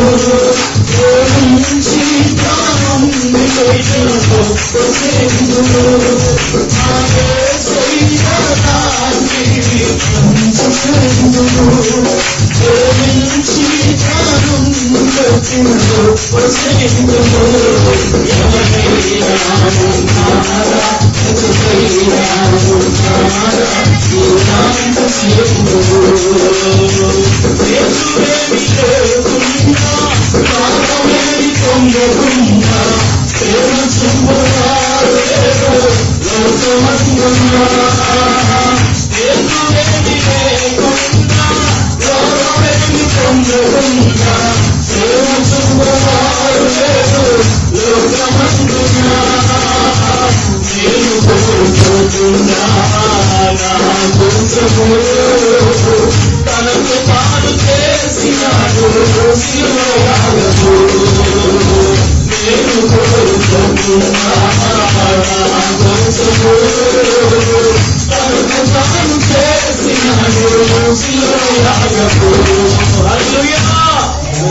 నేను కోరుకోరా, నా కోసం ప్రాణం పెట్టాయని నేను అడగలా. నువ్వు అడిగావు పోనీ? లేదా ఆ కాలంలో బ్రతికిన వాళ్ళు ఎవరిని అడిగారు నా కోసం నువ్వు చచ్చిపో ప్రభు అని? ఆయన తనంతట తాను ఎవరు అడగక్కర్లా, ఎవరు చెప్పక్కర్లా. ప్రభు తన తండ్రి అయిన దేవుని మహిమార్థమై ఆయన పనిని జరిగించడానికి ఈ లోకానికి వచ్చాడు. అందులో నీ కోసం ప్రాణం పెట్టడం కూడా ఉంది. ఆ పని కోసం వచ్చాడు, అది చేశాడు. ఏమి కోరుకోకుండా తనకు తాను చేశాడు సిలువయాగం. నేను కోరుకోలా. దేవుని బిడ్డలారా, నా ప్రభువు ఎలా ప్రేమించాడో తెలుసా? పవిత్ర హృదయంతో ప్రేమించాడు. ఈ ప్రేమ ఎవరి దగ్గరైనా దొరుకుతుందంటే కేవలం నా తండ్రి దగ్గర మాత్రమే. నిజంగా దేవుని బిడ్డలారా, నేను ఈ మాట చెప్పగలను. నీ భార్య అయితే నీ భర్త నిన్ను అలా ప్రేమిస్తాడో నేను చెప్పలేను, కానీ నా ప్రభు అయితే నిన్ను ఖచ్చితంగా పవిత్ర హృదయంతోనే ప్రేమిస్తాడు. ఆయన నీ దగ్గర పవిత్రంగానే నడుచుకుంటాడు, అపవిత్రంగా ఎప్పుడు ఆయన నడుచుకోడు. ఇంతవరకు యేసు ప్రభువుని నమ్మిన వారు ప్రారంభం నుండి ఇప్పటి వరకు ఎంతమంది ఉన్నారు? వారందరూ చెప్పగలిగే సాక్ష్యం, నా దగ్గర అమర్యాదగా నడుచుకోను నా ప్రభువు. ఎందుకంటే నన్ను ప్రేమించిన ఆ హృదయం పవిత్రమైన హృదయం కనుక పవిత్రంగానే ఉన్నాడు నా దగ్గర నా ప్రభువు. నా పాపని ఇంకొకటి దగ్గర చెప్పలేదు. నేను చాటుగా చేసిన వ్యవహారాలు ఎక్కడ బయట చెప్పలేదు. నా ప్రభువు నా మీద పవిత్ర హృదయంతో ఉన్నాడు కనుకనే నా చెడ్డ పాపాలన్నీ క్షమించేశాడు. రెండవదిగా అక్కడ ఉపదేశం యొక్క సారం రెండవ భాగం ఏమంటే, మంచి మనస్సాక్షి నుండి పుట్టిందంట ఆ ప్రేమ. యేసు ప్రభు మనస్సాక్షి ఎంత మంచిదో తెలుసా? ఎంత మంచిదో తెలుసా? ఆయన మనస్సాక్షి అందరికీ మనస్సాక్షి ఉంది, దేవుడికి కూడా ఉంది. ప్రాణం పెడుతున్నప్పుడు అనాలి కదా, ఎందుకు నీకు అవసరమా? మనం దేవుడి దగ్గరికి వెళ్ళేటప్పుడు, ప్రార్థనకి వెళ్ళేటప్పుడు, బాప్తిజం పొందేటప్పుడు మన మనస్సాక్షి ఎన్నిసార్లు ఆపుంటుంది? మనస్ఫూర్తిగా దేవుడికి ఇద్దామన్న కానుక ఇచ్చేటప్పుడు కూడా ఆపుద్ది అన్నమాట. ఈ మనస్సాక్షికి ఏమంటుందంటే కల్మషం అంటుంది. కానీ ఆ మనస్సాక్షి మంచి మనస్సాక్షి కలిగినటువంటి దేవుడు ఆయన. అందులోంచి పుట్టిందంటే మంచి ప్రేమ. మూడవ భాగంలోకి వెళ్తే కపటం లేని విశ్వాసం అండి. విశ్వాసమునకు కర్తయు దాన్ని కొనసాగించువాడైన యేసయ్య యొక్క విశ్వాసం కపటం లేనిది. చాలా మంది నేటి దినాల్లో దేవుని మీద విశ్వాసం ఉంచుతున్నారు. అంత కరెక్ట్ ఏనంటే నేనంటే కపటం విశ్వాసం కూడా ఉంది. కపట విశ్వాసం ఉంది. దేవుడి దగ్గర కార్యాలు జరిగే వరకు మాత్రమే కూర్చుంటారు. అయిపోయాక నీకు వందనాలు, దేవుడికి స్తోత్రం, మేము వెళ్ళొస్తాం, ఇక అయిపోయింది, వెళ్ళిపోతారు. వారి జీవితం అంతే. మళ్ళీ ఏదో ఒక సమస్య వస్తుంది, మళ్ళా యేసయ్యకి స్తోత్రం అనుకుంటూ వస్తారు, నీకు వందనాలు అనుకుంటూ వస్తారు. మళ్ళా కార్యక్రమం అయిపోయిన తర్వాత మళ్ళీ నీకు వందనాలు, దేవుడి స్తోత్రం చెప్పి వెళ్ళిపోతారు. కపటమైన విశ్వాసం ఉన్నవాడు స్థిరంగా ఉండలేడు. నా ప్రభు తాను చేయదలిసిన పనిని స్థిరంగా ఉండి నిలిచి చేసి వెళ్ళాడంటే ఆయన విశ్వాసం ఎంత నిష్కపటంగా ఉందో ఆలోచన చేయండి. ఎక్కడ కూడా కపటమైన ఇక్కడ ఒక మాట అక్కడ ఒక మాట చెప్పలా దేవుడు. అబద్ధాలు ఎక్కడ చెప్పలా దేవుడు. దేవుని బిడ్డలారా, లోపల పైకోడికి చెప్పలా. మనసులో ఉన్నది ఉన్నట్టుగా చెప్పేవాడు. దేవుని వాక్కు ఉన్నట్టుగా బోధించేవాడు. ఎక్కడ మనుషులను సంతోష పెట్టాలని గాని, ఇదిగో సేవకులు సంతోష పెట్టాలని గాని, ప్రజలందరికీ సంతోషాన్ని కలిగజేయాలని గాని వాళ్ళ ఇష్టారాజ్యంగా వాక్యం చెప్పలా. దేవుని వాక్కు ఉన్నట్టుగా కపటం లేకుండా బోధించాడు. మనసులో ఉన్నట్టుగా కపటం లేకుండా చెప్పాడు. తన ప్రేమలో కూడా కపటం లేదంటే దేవునికి స్తోత్రం కలుగును గాక. నిష్కపటమైన ప్రేమ కలిగిన వాడే మన దేవుడు మన ఎదుట ఉన్నాడు. ఆయన మనం అలా ప్రేమించాలని ప్రేమతో మనం చేస్తున్నాం. మూడో భాగం సమయం అయిపోయింది. మూడో భాగంకి వెళ్ళిపోతాం త్వరగా.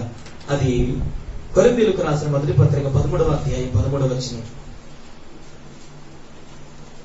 కొరింథీయులకు రాసినటువంటి కొరింథీయులకు రాసినటువంటి మొదటి పత్రిక 13వ అధ్యాయం 13వ వచనంలో అన్నమాట.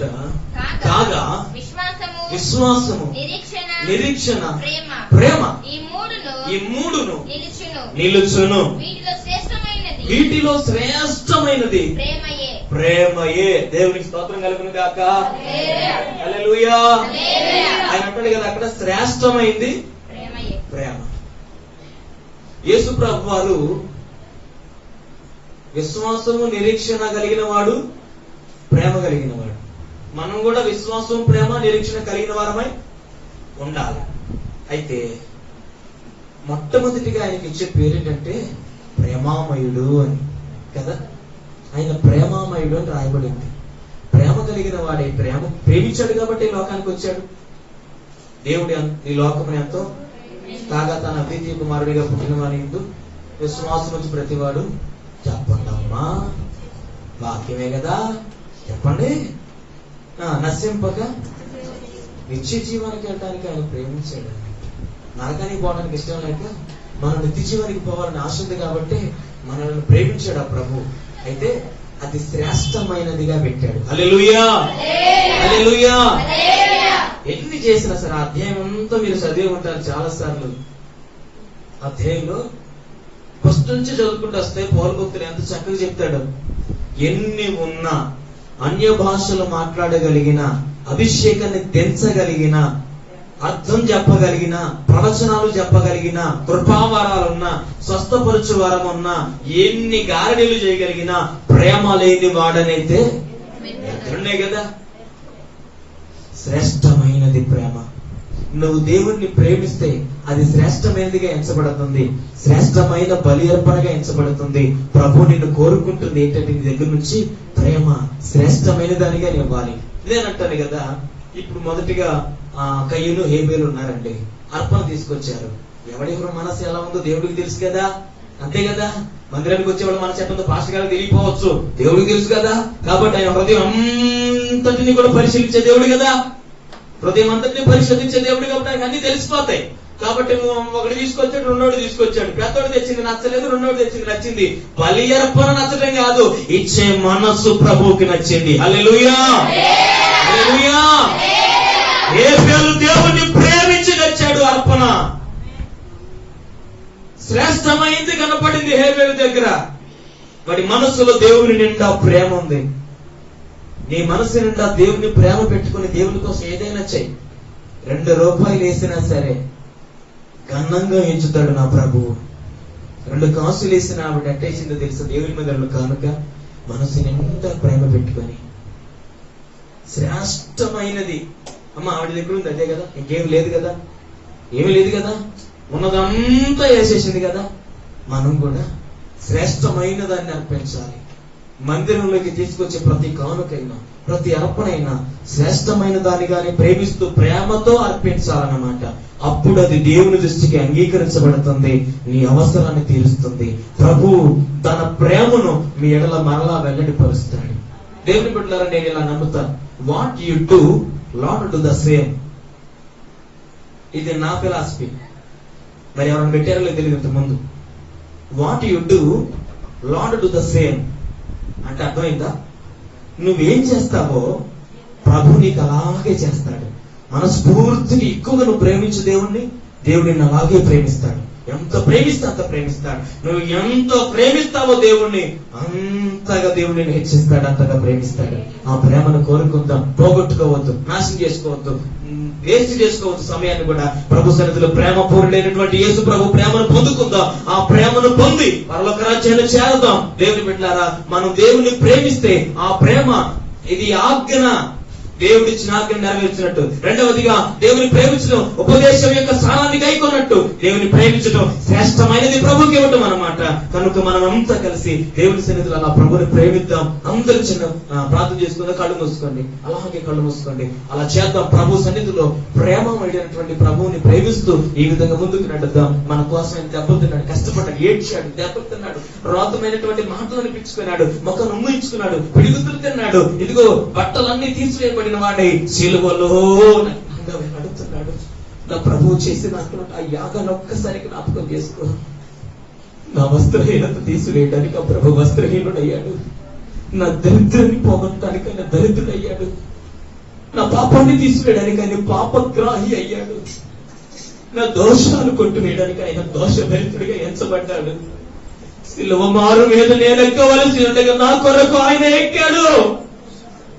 ఆయన శరీరాన్ని తినబోతున్నాను, ఆయన రక్తాన్ని త్రాగబోతున్నాను అటువంటి ఒక మంచి ఆలోచనతో, ప్రభువా అది కేవలం రొట్టె కాదయ్యా, అది కేవలం నీ ద్రాక్షరసం కాదయ్యా, అది నీ రక్తం, అది నీ శరీరం, మా కొరకు చిందించిన నీ రక్తం, మా కొరకు నలగొట్టబడిన నీ శరీరం అయ్యా. నాగలు చల్లవలె దున్నబడిన గాయాలతో ఉన్న నీ శరీరాన్ని, నీ మాంసమును ప్రభువా ఇదిగో రొట్టె రూపంలో మీరు భుజించండి అని తెలియజేసేవయ్యా. ఈ రోజున ప్రభువా దాని కొరకే సిద్ధపడుతుండగా మా పాపాలు కడగండి అయ్యా, మా దోషాలు కడగండి, మా జీవితంలో ప్రతి అపవిత్రత కడిగివేయండి, శుద్ధి చేయండి అయ్యా. యేసు నామము ద్వారాను, యేసు ఆత్మ ద్వారాను, యేసు వాక్యం ద్వారాను, యేసయ్యా నీ రక్తం ద్వారాను మమ్మల్ని కడగండి, శుద్ధి చేయండి, అభిషేకించండి. యేసయ్యా నీ నామములో మా జీవితం అన్ని కూడా పరిశుద్ధపరచబడును గాక. నీవు ఎలాగో మమ్మల్ని ప్రేమించావో అలాగో మేము నిన్ను ప్రేమించులాగున మా బ్రతుకులను మార్చండి అయ్యా. అయ్యా మొదట మాకుండిన ప్రేమ వదిలేవని వాక్యం ద్వారా మాతో మాట్లాడావు. మొదట మాకుండిన ప్రేమను వదిలేసావని చెప్పావయ్యా. నేను నా జీవితంలో ప్రభు మరలా అలాంటి పరిస్థితులు రానివ్వకుండా మొదటి క్రియను చేయడానికి, ఆ మొదటి ప్రేమను తిరిగి మరలా నేను పునరుద్ధరించుకోవడానికి, ఆ ప్రేమతో నిన్ను ప్రేమించడానికి, జీవిత కాలం అంతా దాన్ని కొనసాగించడానికి సహాయం చేయమని వేడుకుంటూ ఈ ఆరాధనలో నాకు ప్రభు నీ వాక్యం ద్వారా మాట్లాడేందుకు వందనాలు. మనస్ఫూర్తిగా నీ సన్నిధిలో కన్నీరు విడుస్తున్నానయ్యా. నా ఏడుపు కపటమైనది కాదు ప్రభువా, నా ఏడుపులో నాటకం లేదయ్యా. హృదయపూర్వకంగా గుండె పాతాలైన వారి వల్ల ఏడుస్తున్నారు అయ్యా. నిజంగా మేము పాపము బ్రతుకుల జీవించుతున్న వారు అయ్యా. ఈ లోకములో ఉన్న మా జీవితంలో ఎన్నో లోక మాలిన్యాలు అంటున్నాయి, పాపం అంటుతూ ఉంది ప్రభువా. కడగండి, శుద్ధి చేయండి, నీ బలలో పవిత్రులుగా చేయవేయదుము గాక, నీ బలలో పవిత్రులుగా చేయవేయదుము గాక, నీ శరీరాన్ని పవిత్రమైన హృదయంతో అంగీకరించదుము గాక, నీ రక్తాన్ని పవిత్రమైన హృదయంతో అంగీకరించదుము గాక. ప్రభువా నీవు మా కొరకు చేసిన యాగాన్ని తలపోస్తూ జ్ఞాపకము చేసుకొని అయ్యా నీ మాట ప్రకారంగా జీవించినట్లుగా బలను చేయవేయడానికి తగిన జ్ఞానమును, అభిషేకాన్ని, కృపను మాకు అనుగ్రహింప చేయమని వేడుకుంటూ చేరి ఉన్నటువంటి సంఘం అందరిని దీవిస్తూ, సంఘ కాపురి వారి కుటుంబాన్ని దీవిస్తూ ఆశీర్వదిస్తూ ఈ సంఘం నలుదిక్కల విషయాలు పరచండి, సరిహద్దుల విషయాలు పరచండి, నెమ్మది దయచేయండి, సమాధానం దయచేయండి, అభిషేకం దయచేయండి, దైవ చిత్తానుసారమైన దుఃఖం ఎల్లప్పుడూ కలిగి ఉండడానికి సహాయం చేయండి. నీ కృప చేత నింపమని వేడుకుంటూ మీ చిత్తమైతే మరొకసారి ప్రభువా మీరందరితో కలిసి నేను కూడా మీరు స్తుతించే భాగ్యం దయచేయమని, మా కళ్ళ నుండి కారిన ప్రతి బాష్ప బిందువులను నీ కలుగలో దాచిపెట్టినందుకు స్తోత్రం చెల్లిస్తూ, నీ మందిరంలో మా కన్నీరు కార్చి ఉండగా నీ పాదముల చెంత ప్రభువా ఈ కన్నిటిని పుట్టిలో దాస్తున్నందుకు స్తోత్రములు చెల్లిస్తూ, ఒకనొక దినాన్ని దీని ప్రతిఫలం, దీని పంట, దీని ద్వారా కలుగు వచ్చుబడిని మేము తీసుకొని నీ సన్నిధిలో సంతోషంతో అయ్యా ఆనందంతో అయ్యా ఉత్సాహంతో ఉండటకు సహాయం చేయమని వేడుకుంటూ వీటిని మనందరినీ చేతులకు అప్పగిస్తూ వాళ్ళకు కావలసిన అంత యోగ్యత, ఆ యొక్క పవిత్రత మాకు కలుగ చేయమని వేడుకుంటూ యేసు అధికారము కలిగిన నామమున ప్రార్థించి వేడుకొని పొంది ఉన్నాను మా పరమ తండ్రి. ఆమేన్. మన తండ్రి దేవుని యొక్క ప్రేమయు ప్రభువైన యేసు క్రీస్తు కృపయు పరిశుద్ధాత్మని యొక్క అన్యోన్య సహవాసం ఇప్పుడును ఎల్లప్పుడును సదాకాలము సకల పరిశుద్ధులకు, కుటుంబ బిడ్డలకు, వర్తమానం అందించిన దైవజనులకు, వారి పరిచర్యకు, సంఘానికి, కుటుంబానికి తోడైండును గాక. యేసు రక్తమే జయం, యేసు రక్తమే జయం, యేసు నామానికి సంపూర్ణ విజయం కలుగును గాక. ఆమేన్.